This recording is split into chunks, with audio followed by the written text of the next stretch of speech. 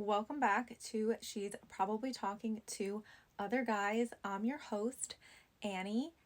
We went through a few definitions of assumptions last week where ultimately it came down to the idea that assumptions lead to misunderstandings and sometimes completely missed relationships or friendships or interactions with people because of the assumptions that we've made. We also dove into the concept of clarity and how if we make an assumption and it starts to really bother us and we're overthinking it, then clarity is just the answer. And sometimes it's better to just ask and be a bit more direct instead of assuming. But assuming is and most likely will always be a huge part of our lives. I'm wondering if anyone has actually stopped and caught themselves mid assumption, realizing that you've made some assumptions throughout your day. So comment, send me a message. I'm really curious because I know that when I started working on this podcast, I start to check myself as I was making assumptions regardless of what they were about. So quick reminder, I'm not a therapist, psychologist, or an expert in human behavior whatsoever. Everything shared here is based on personal experience, opinions, and conversations over coffee with some friends. If you're struggling with something deeper, I always encourage you to reach out to a licensed professional. This is a judgment-free assumption checking zone, so take what resonates with you and leave the rest. Last week, I told you that the episode was called Things We Assume Are Red Flags, but maybe aren't. So we're going to dive in. I have a whole list of some common assumptions that are considered red flags, green flags. We're going to take them apart a little bit and try to see both sides of each one. Let's get into some common assumptions that happen in dating. I'm not necessarily going to pick all of these apart. I'm just going to list some. So if they don't text back quickly, they're not interested. That one is something we're going to dive into a little bit more. Jealousy means they really care. If they say, I'm over my ex, it's true. Ghosting means they don't like you at all. Physical chemistry will solve all problems. Moving fast means it's serious. Talking equals a relationship. And let's do one more. This is a good one. Being friends with an ex is always a red flag. So those, I feel like, are some common assumptions that come up in dating. Let's start to dive in though on a few of these, right? So if they don't text back quickly, they're not interested. I feel like with that assumption, it's tricky because everybody has their own life. And if we don't, if we just met them and we just exchanged numbers and started talking to each other, I don't feel that personally, I wouldn't think that I know them well enough to make that snap judgment there that they're not completely interested. If I could go back in time and not engage in the conversation, I would. So someone sent me a text. I'm talking years ago, and I truly, truly wish I never met this person. So when I'm teaching, I'm in lessons, 45 minutes usually-ish, and I don't have my phone with me. My full attention is in my lesson right now. I don't wear a watch, a smartwatch or anything. So whatever's happening on my phone while I'm teaching is happening, and I'm going to get back to it when I can get back to it. After my lesson or my lessons are over. I'm not going to look at it in the middle and deal with my own messages on someone else's time. That's just how I feel. I wasn't responding. It was probably one of my days, I would say. I used to have like 8 to 10 lessons in a row, right? So figure that's at least like 6 to 7 hours of me not responding because I'm not looking at my phone. They sent a message and they were like, okay, well, you're not texting back. You're obviously not interested. Bye.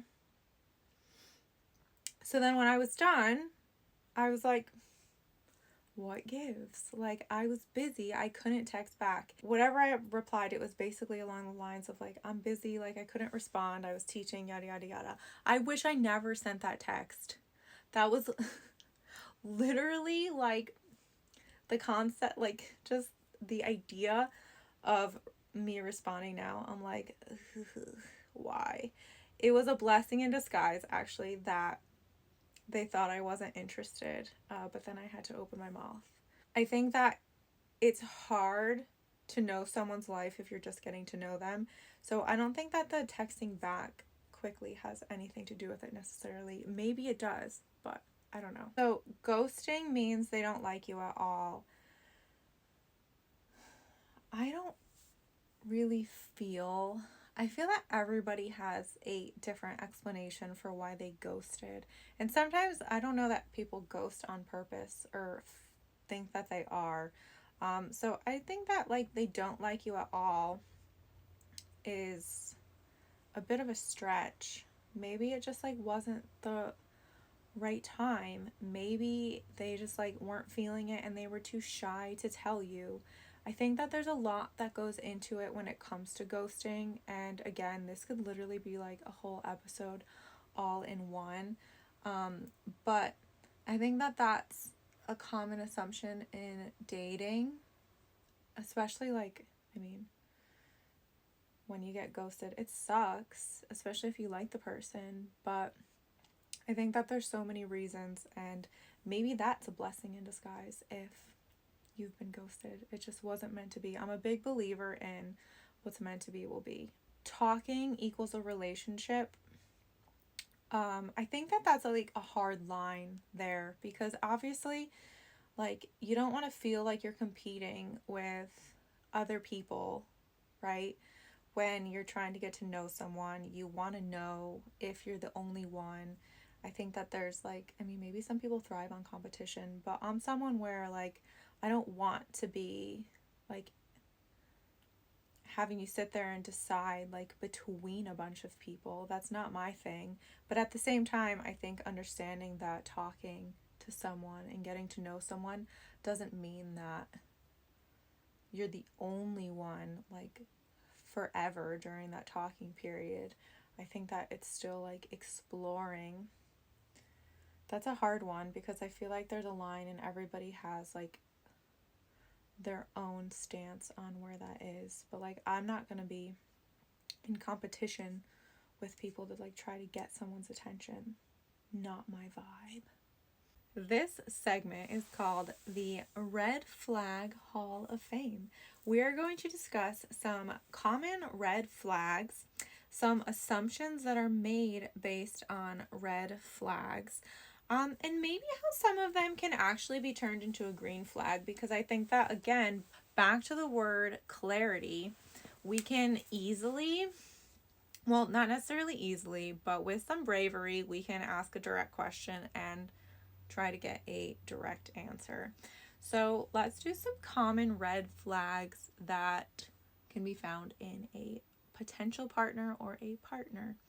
So ghosting or disappearing without explanation, constantly disrespecting your boundaries, excessive jealousy or possessiveness, avoiding important conversations, or lying or being secretive. So I think that a lot of these red flags, one, kind of depend on how long has this relationship been going on for, right? Like, is this a brand new and you're still getting to know each other? Or have you guys been together for a very long time and it's getting weird all of a sudden? Or maybe you're just noticing that these things have been there all along. Who knows? Everybody's different. So Ghosting or disappearing without explanation. I feel like ghosting has become like kind of normal these days. For whatever reason, and I think that it's hard, especially if you're the one who's been ghosted. I think it's hard to see things from the other side, especially if you really liked this person or you thought that everything was going so well. I feel like I ghosted someone before, not because I meant to, though.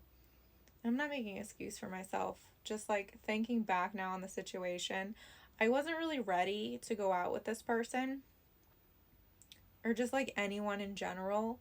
So I feel like I just kind of stopped talking to them because I just like really wasn't ready, and I was too shy to say anything. Like the introvert in me like came out, and I didn't want to hurt anybody's feelings. Like the people pleaser in me came out, and I was just like not having it. And instead of actually speaking up and saying something, I just stopped responding. So I'm guilty of that for sure. But again, I think that there's always an explanation for why it happened. Or maybe this person just does it, right?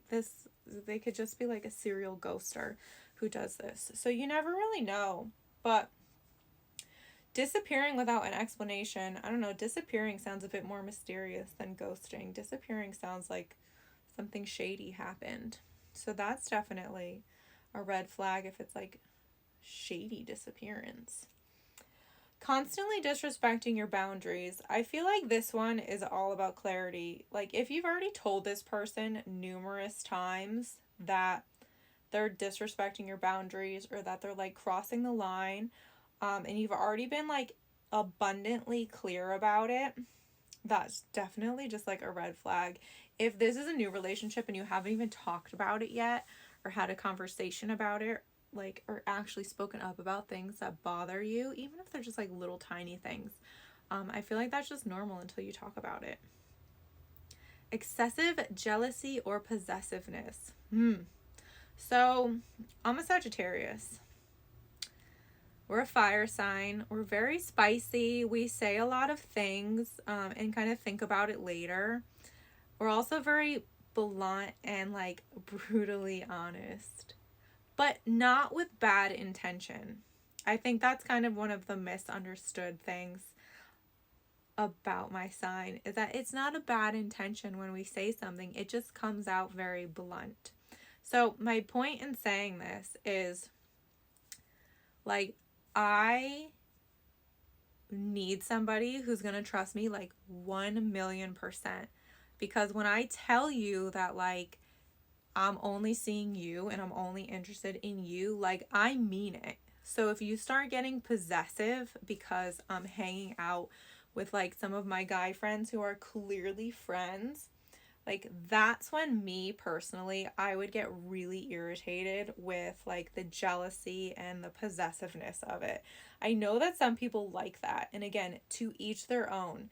If you like that they get jealous, or if you like that they're possessive of you, like that's on you, boo boo.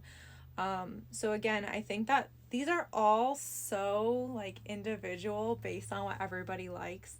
But from my perspective, that would be a red flag for me if I've already been like abundantly clear with this person that like it's you and me, like nobody else. That like possessiveness would start to bother me personally. If they avoid labels, they're afraid of commitment. This one I think can definitely go either way. I feel like, in a sense, there are some people who just don't like labeling things. There are some people who are just not going to get married, and not because they don't love the other person. There are some people who just like literally have 0% interest in getting married, but that doesn't mean that they're not committed to the other person necessarily. I think that like I know some people who have been dating for like 8 to 10 years and no proposal, no nothing, and they're still together. They seem like everything is still good to go. And a lot of their friends are already married, but they're not in a rush. And I think that that's totally fine because that's what makes them happy. So again, I think that's a very individual assumption. That could be wrong. I feel like maybe early on it could be true that they're afraid of commitment if you're noticing that you've been in that talking phase for a very long time, like very, very long time, and you simply just want to like know that you can call this person your significant other. I think that that's something that could be semi concerning, especially like early on. I mean, if they don't even want to be known as your boyfriend or your girlfriend, that could be a red flag that stays a red flag. But I think that the more you get to know someone, if you're already dating, right, and you've been together for a really long time, I don't know that like people are necessarily afraid of commitment. I mean, commitment is a lot, especially depending on what the commitment is. I mean, like a commitment for a job, a relationship, like they're all different depending on what it entails. But I think that it's definitely something that could be a green flag, because I don't think it's necessarily going to mean at the end of the day that they're afraid of commitment or they don't want to be with you. I think that you could still definitely be with someone as long as you're okay with that, though. Like, you have to be okay with something like that. If they're slow to open up, they're hiding something. I think that this one can be really tricky. I don't necessarily immediately think that someone's hiding something. Being someone who's like an introverted extrovert, like now I will blah blah blah blah blah blah blah, because I'm alone and I'm like in my element and I'm like completely in a situation where I feel like I can be 100% me, right? When I'm with my best friends or when I'm with my best friend's family, I am like an unhinged party animal. Because, and that's like, I don't drink, just it's a personal choice. I don't drink alcohol. That's me being sober. I am like wild. I am loud. I am crazy. We are talking about like all kinds of subjects. We are getting in heated, fun debates about things, playing games, dancing, all kinds of things. And it's just because these are people that make me feel really good. And these are people who I know love me like unconditionally. So if I'm slow at opening up, it's because I know I'm a lot and I'm nervous. Like, it makes me feel so vulnerable to try to open up to someone, especially someone new. And if they're shy as well, it's hard for me. And it takes me a while, like, to even muster up the courage just to say, hi, how are you? But it doesn't mean that I'm hiding something. It means that I am literally just like trying to get the courage to talk to you because I'm really shy and I want to be able to show my whole personality. That's the thing. Like, I want to. I'm not hiding it. I'm nervous and I'm shy that you're going to think I'm too much. And there's always that quote, like, if I'm too much, go find less. Like, all of that. I know that. But again, so I don't think it's necessarily hiding something. Now, I'm sure that there are people who are hiding things and people who are being secretive about it. But I don't necessarily know. I don't know if there's a correlation between those two things. Between someone opening up and someone hiding something.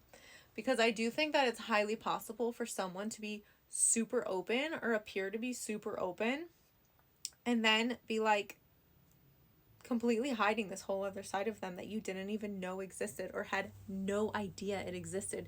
So I don't know that there's a direct relation between someone being slow to open up and someone hiding something. I feel that it could actually like really easily go the other way, where someone would like talk your ear off and then just keep other pieces that they are hiding, like a total secret, and just like never let you onto it. I don't know. That one is suspicious to me. An assumption based on a green flag. If they communicate openly, they really want to connect. This, again, even though it's considered a green flag, I feel like this can go either way because I have met like some serious smooth talkers, right? I have met some people and I have some friends who are like, oh, so and so like said this about you. And then they like kept bringing this person up. And then when it came time for me to like finally make a move on what they said, it was like complete confusion, right? So I feel like sometimes you can just totally be a smooth talker and lead people on. But on the other side of it being a green flag, communication, like, and being open about it is always a good thing. Like, communication is truly like key. So many things can go right and you can avoid so many arguments with our favorite word, clarity. Being clear and communicating can really help to avoid conflict. If they support my goals, they're genuinely invested in me. I think that can be a super duper really nice green flag. To always have a support system and to feel supported, to see maybe their presence there supporting you, or they're texting you to support you, whatever it might be. That's always like a really good sign and a really good green flag. I feel like the opposite side of that is when people have told me that like some people supported their goals to a certain level. And then once they reached that level, the balance kind of shifted a little bit where the other person started to feel like superior to the other or inferior to the other. And then when that kind of shifted, a lot of other things inadvertently shifted, and then the relationship kind of just like went downhill. So that would obviously get rid of the genuinely invested in me portion of that assumption. Again, I said before, this is like a judgment-free zone. We are literally just like going through completely different perspectives of these. If they're emotionally available, they're mature and stable. Okay, so being available doesn't mean that you're emotionally available. But I feel like that's something that's really hard to gauge. I don't know many people, maybe this is a thing, but I don't know many people who go, oh, I'm emotionally available.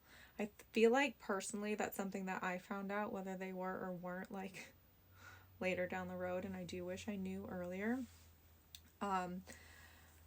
From people who are younger than me, same age as me, older than me, significantly older than me, everybody's at like a different stage. I've never felt that based on someone's age that they were more or less like emotionally available or that they were more mature or more stable. When I went through a phase like dating older, we'll get into this. I need my best friend here for some of these conversations. They were not mature and they were not stable, like whatsoever. Now, don't get me wrong. I'm sure that there are plenty of fish in the sea who are, but I did not attract those fish. They were not mature, not stable, and definitely not emotionally available. So for me, like, age is just a number in a sense. Obviously, I don't know, I feel like I need to point this out. Obviously, a legal age, okay? Don't take that the wrong way when I said age is just a number. Obviously, legal age. But to me, I don't know. I've never found that whether they were 5 years younger than me, 5 years older than me, 10 years older than me. I've never found, possibly 14 years, I'm not sure. I've never found that they were any more emotionally available, mature, or stable. It's like all across the board. So assumptions based on green flags, I would like give that a hard pass for sure. If they make me feel safe, I can trust them. That's like a really sweet assumption. I think that that's really sweet. I do think that there are a lot of people who can make you feel safe, 100%. And I think that that can go like a lot of ways, like physically safe, emotionally safe, mentally safe, literally safe. It's a really sweet assumption. And I hope for most people that that is true. And I really hope that that isn't like a green flag assumption that can be true for most people. If they respect my time and space, they understand healthy relationships. I do think that that's a great assumption based on a green flag. I do.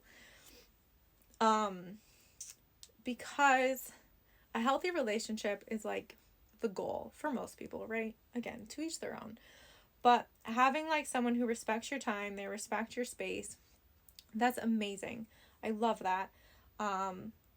They understand healthy relationships. I feel like, again, everybody's definition of a healthy relationship is different. Everybody wants a certain amount of time, a certain amount of space. It could definitely like go the wrong way in the sense of maybe then they start respecting it too much and now all of a sudden you don't really get to spend that much time with them.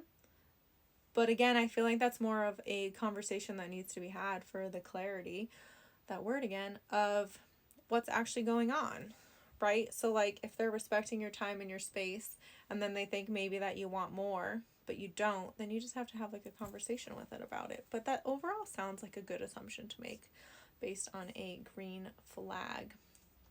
But understanding a healthy relationship, again, there's so many layers to it. I know we've been going back and forth with like what's a red, what's a green, and kind of seeing both sides of them. If they want alone time, they might not be into me. I think alone time, in my opinion, is always great.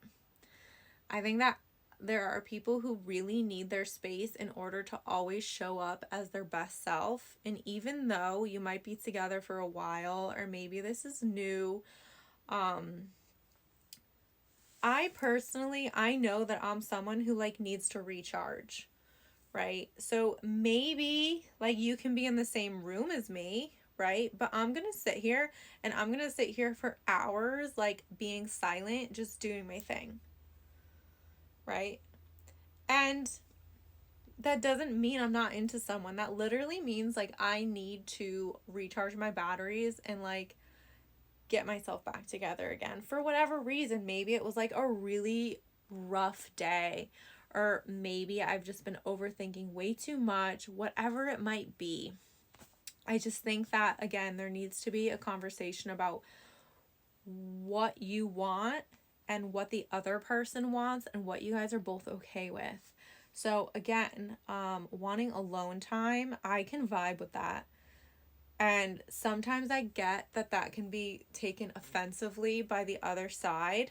But then I think that when they realize that it's because I want to show up as like my best self for this person, they realize that it's not really offensive to them. Like, not that I don't want to be spending time with them. It's that in order for me to like not be a complete gremlin spending time with you, I need to be alone first, just for a little bit, to kind of like get myself put together again. So I think that that's, again, something that just needs to be a conversation and you guys need to be on the same page about it. So the red flag in that would be that so if we use me as an example, that I could easily make someone think I'm not interested simply because I like need a weekend alone. And that can be offensive. I get that. Avoiding important conversations. I am guilty of this. But again, I'm going to say that for me, it's not a red flag because, like, if the mood is calm, it's just me and the person talking, like, we are relaxed, I don't feel like I'm in trouble for something or like I'm being accused of something, then I'm good, right? But if the situation is like a little off, or I feel like something weird is happening, like I'm gonna avoid a conversation because I don't like confrontation, which I'm working on it. I'm a work in progress, but avoiding important conversations, like consistently and not trying to have them at all, or not trying to find a way to have them, can definitely be a problem. Lying or being secretive, it's just not cool. I saw something the other day, and now it's going to take me like a moment to actually remember it. It was something about, it had to do with social media and like sharing your life on social media, and how it's not like, sometimes people aren't being secretive, people are just being private, because everybody has like their own right to their privacy and what they want to share on social media or what they don't want to share on social media. So I think that lying and being secretive, there's always like a really bad side to it. But again, if you have a conversation with someone and they're not being secret about you, they just want it to be like a bit more private, and they don't want to necessarily share their personal life on social media, I think that that's a different story. Oh, another meme I saw, I call them memes, but they're kind of like little quote, something along the lines of like, I'm okay with being like private, but I'm not going to be your secret, something like that. That's definitely something that could be, the whole secret part can be a bit shady. So I would agree that that could be a red flag if they're being shady, or if they're constantly lying. Like, trying to surprise someone and lying about something, that's like not a big deal because they were trying to surprise you with something. But if it's like some shady lying, we are not interested in that. Well, I'm not, sorry. To each their own. And now moving into the power of asking instead of assuming. So you can be seen as like incredibly direct. Maybe some people will think it's like too overpowering. But again, if you want to know, like an example, hey, are you bad at texting, or are you just not into this, right? You're going to find out. I mean, hopefully they tell you the truth, but you're going to find out, because either they're going to get better at texting, or at least now you know they're bad at texting, so you know that you shouldn't necessarily expect a response right away. My best friend is terrible at texting. Terrible. Like, this girl could lose her phone in a ditch for 3 weeks and she wouldn't care. There have been numerous times I have reached out to her siblings because I want to know that she's okay. All right? Like, she is just bad at texting, and I love her to pieces. She is like my soul sister. I love her. And there are times when, like, I've gone through a breakup, she is there 24/7. There are times when I'm going through something that's like really hard for me, and she is there 24/7. But most of the time she is MIA, and I am just fingers crossed hoping for the best that she is thriving in whatever the heck she is currently doing. But again, like, for that, I know with her to expect like a turnaround of a long time before I get a response, right? Sometimes I forget what we were talking about by the time she responds. But it's sometimes as simple as asking that, like, you just not into this? Because if they're not, just let it go and move on, right? So that way you get your answer and you don't have to wonder what's going on. And is it you? Is it something you said? Like, you don't want to sit there and stress yourself out with that, do you? I don't know. Maybe you do. I don't. So we're going to ask instead of assuming. I'm going to throw YOLO out there for you for a little bit. You only live once, so you can wonder what's going on. You can make assumptions about what's going on, or you can find out if you ask. Now, keep in mind, I know asking is not always easy. I know. Trust me. I know. I'm going to share a personal experience. I still want to do a whole episode based on this entire experience, but I'm going to pull a little bit into it now. So, I don't even know how long ago it was, because it was literally like, if you're watching the video, you can see how big my smile is. I got to spend the weekend with the Sports Illustrated swimsuit team, which was absolutely amazing.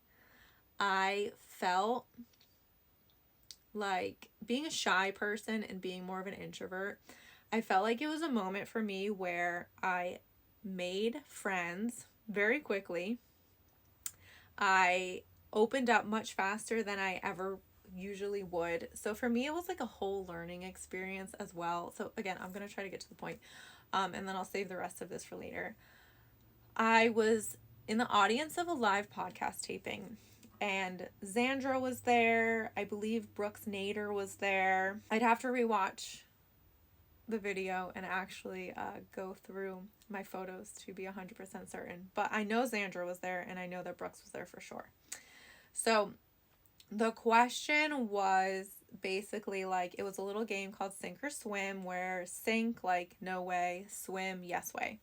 So they asked about like something along the lines of how quickly you would like open up on a first date, or if you would just kind of like lay it all out there, say exactly what you're looking for, or if you would keep it a bit more like under wraps for a little bit longer until you got to know this person, right? And Xandra was, and I'm just quoting this from memory, this is may not be exactly the question, or it's definitely not the exact question or the exact answers, but Xandra was the only person who said that she would just lay it all out on the table.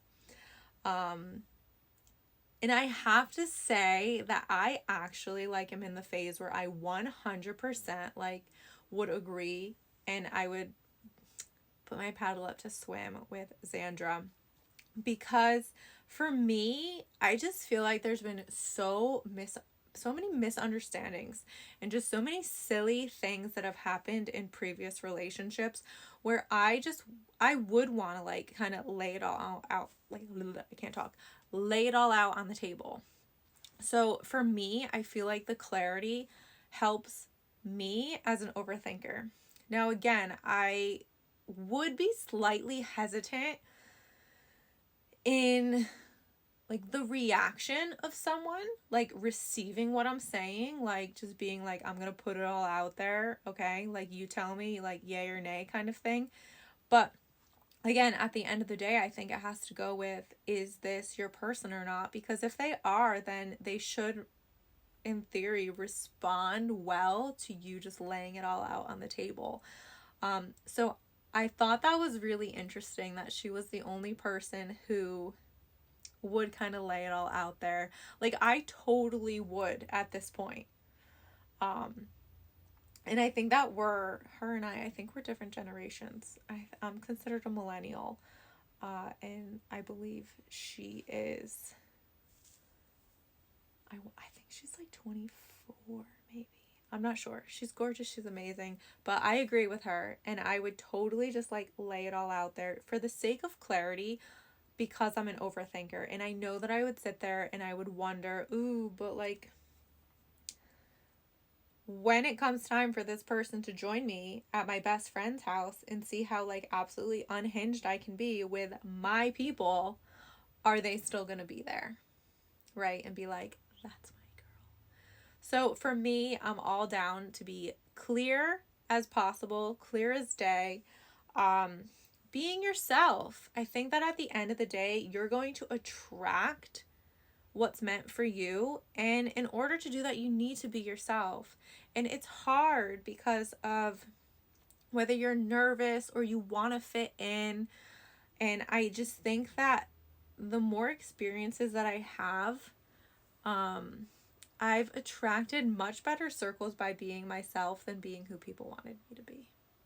And it's hard because you don't know until you've actually been in that situation sometimes. But definitely being yourself, for sure, is going to help with less problems later on, because you want to be yourself in your relationship, don't you? I do. We are wrapping up. So this was full of red flags, green flags, assumptions, long-lasting relationships, maybe some rocky ones, but I hope you enjoyed this episode. I feel like there is so much more we can continue diving in on. If there's like some seriously like wild assumptions that you've experienced, maybe somebody's assumed it about you, or maybe something you assumed about someone else that either was like true and your jaw dropped, or it was wildly false, just comment or send it to me. I would totally be open to doing a little deep dive in a different episode. So the challenge is, I want you to check how many times you've been assuming, what you've been assuming about, whether it's love, friendship, your career, and stay tuned because next week our episode is Not Everyone Gets a Front Row Seat to Your Life. I'm really, here's the word again, excited about this one. So stay tuned because we're going to have a lot of fun with this topic, and I'm so excited for you to be on this journey with me. Follow, subscribe. Let's keep it going. Thank you for tuning in.